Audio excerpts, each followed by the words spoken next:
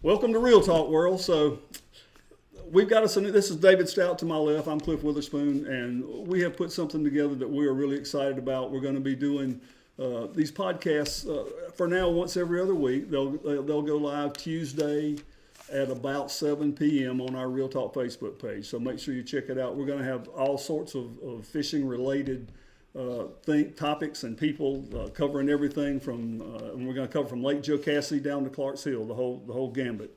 And once in a while, hopefully we're going to be able to have some real talent and maybe some elite pros or something like that. David, what do you? I think we might every now and then have one. We might round one up occasionally. I believe we got him. I see him. You see him? Yeah, I see him. There he is. What's going on, guys? Hey, y'all, here is Bassmaster Elite Pro out of Kentucky, Mr. Onum, Matt Robertson. I appreciate y'all having me on here. Appreciate you being here, buddy. Heck yeah. Heck yeah. This is episode 1 of our new podcast. Of course, it's take 2. Take 2. But it's take 2. Well, you can't prove it's take 2. There's no documentation of it being take 2. But Matt, we really appreciate you taking your time to be here, especially after what we just found out. For those of you who don't know, my wife's water just broke, and it wasn't like a gushing break where you have to go to the hospital, but it broke, and it's like it's leaking a little, and it's like a leaky dam. It's eventually going to give out, and that little boy's going to come on through. So might be missing eye cast for it. Right. So that's right. Yeah. Speaking of the little boy, so I'm gonna go ahead and ask you, Stone Cold Robertson. That's what I'm shooting for. She's like, "What do you think on names?" And I ain't giving an inch. I told her Stone Cold. Like it's a cool name. How cool is it for real? That is. I am totally with you. Whatever we can do from our end to help you, let us know. That's right. We've been sharing your posts, trying to get you likes. And, I don't know what else to do. You know, everybody loves it. I'm going to tell you that right now. Everybody loves the name. That's what I'm saying, dude. I just don't see how you can not like it. I know it. I know. I mean, that is a killer name for Matt Robertson's son, especially. Guaranteed to be an American Hellraiser. That's you know right. what I mean? No doubt. That's right. But, Matt, you fished 5 classics in your career. Yeah. You made it to them 3 separate ways. I guess the only 3 ways you can make a classic. You made it through the elites, of course. Yeah. You made it through Bass Nation. Yep. Through the Team Trail. Yep. And then through the Bassmaster Opens. Oh, yeah. And that is pretty awesome. We run Team Trail down here on Lake Hartwell. And we sent 2 out of the last 3 years to the Classic to try to send you some competition. But you showed them you've been there 5 times. Oh yeah. Listen, them boys out there, they're pretty stout, and but yeah, dude, like the Classic is the biggest tournament. It's so cool to fish, and the guys to get that experience, like it just you'll spend the rest of your life trying to get back. You know. Oh yeah. Both of them are trying again.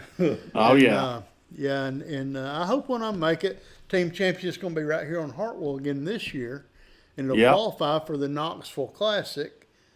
Same scenario as the last time it was here. But, yes, sir. And a couple years ago, we done the Onum tournament right here on Lake Hartwell. Yep. And we had a lot of fun with that. That was a pretty impressive. I was not involved with it at the time, and I regret that because it was pretty impressive just watching it from the outside. Yeah, I called Dave and I was like, I think, well, he said, how many boats you think you'll have? I said, I don't know, 30 or 40. He's like, oh, okay, well, and then about 2 weeks later, he calls me. He's like, well, we got 100 and something signed up, and we might have to put a cap on this thing, Matt. And so I made a video saying we're going to do a 250 boat cap, and it filled up in the next couple hours. Wow. Yeah. And the reason we had to cut it off, Matt, was because we run out of daylight, and there's no lights at Green Pond. Yeah, that's right. So, and it was December 16th.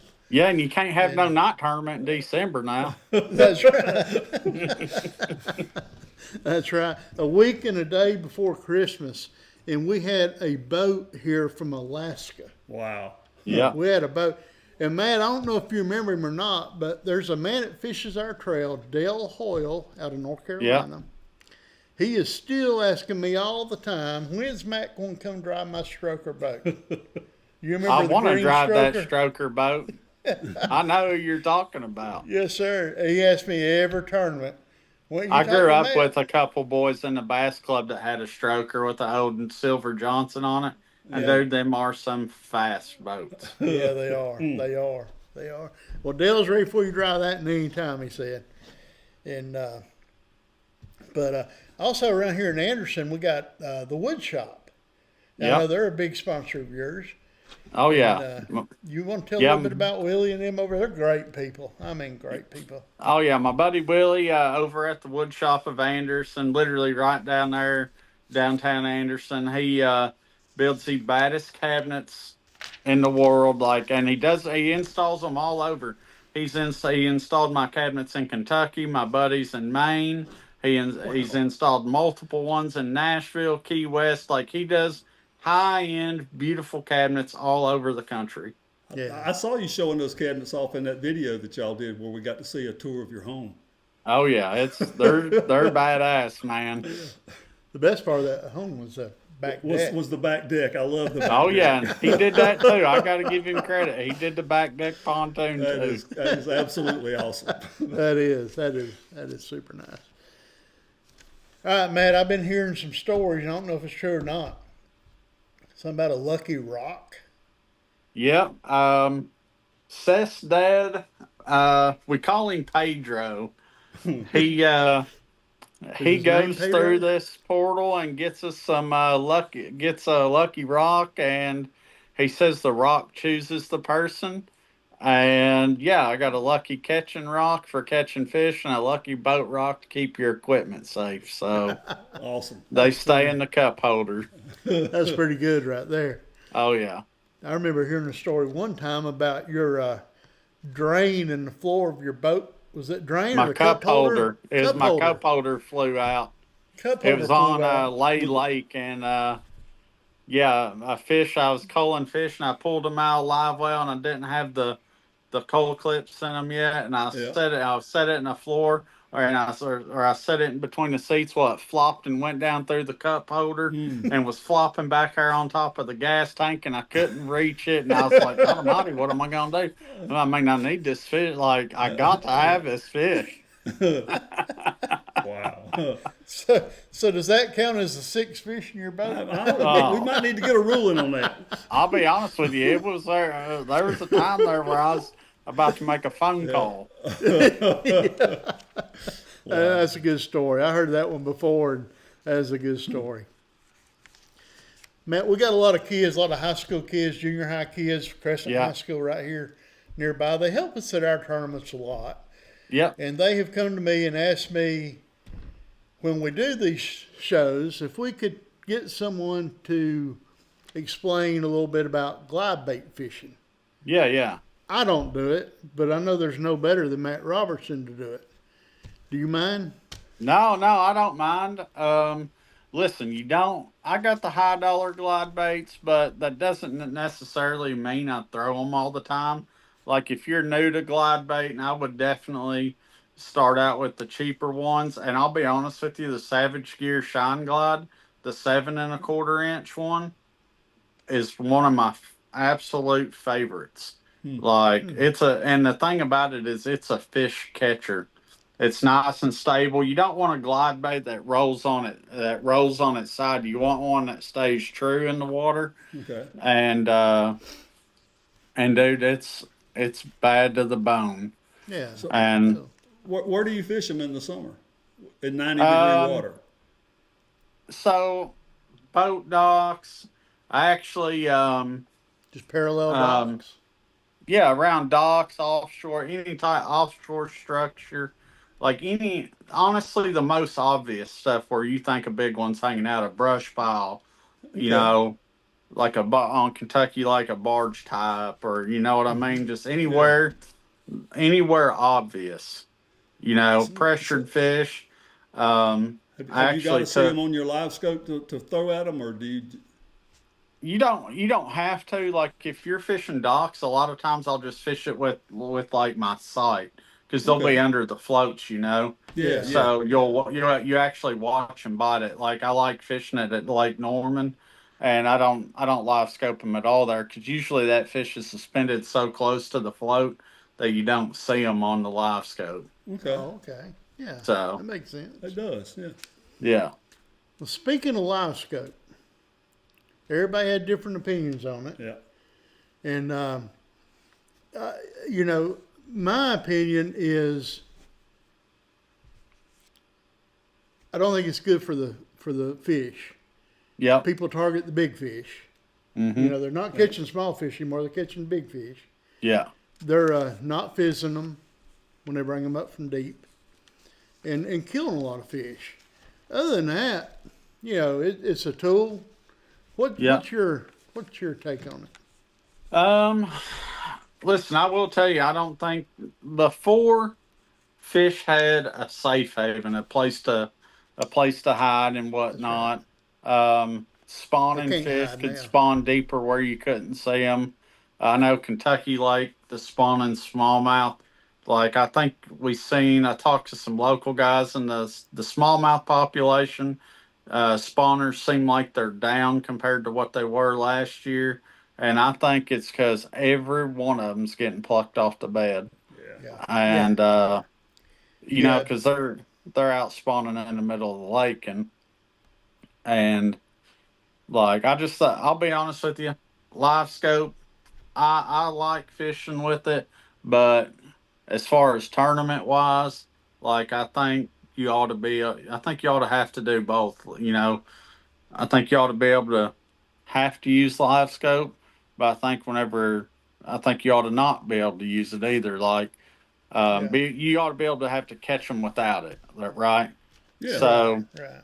do 50-50 split, prove you can catch them without it. And here's the thing I don't understand is all the live scopers want credit saying we can catch them without live scope. They all say they can catch them without live scope. So, okay, So you do can it. catch them without live scope. Let's fish Talk half about the banning tournaments it and without the listen to 'em. live. Yeah. Let's fish half the tournaments without live scope. That's right. Prove to us you can catch them with live scope. That's You right. know? There's a Texas team trail that's going to start doing. They're going to do no scope until you get your Until limit, you get the limit. Yep. and then Yeah. you can turn your scope on. That's great, but it's hard to police. Yeah. That's You know how anglers are about self-policing, yeah. I don't. especially these days.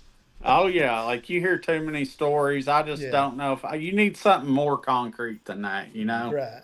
Yeah. We done 2 trails this year. We done one with scope, one without scope, Yeah. and We had more. You had more with the no scope, didn't you? we have more anglers with no scope. Yeah. And actually, Lane Clark, one of our best scopers on the lake, won a no scope tournament. See? And There you go. Yeah, yeah. And but we have to polygraph every tournament that Sure, way. yeah. You have to. Yeah. There's no Yeah. way around it. But Yeah.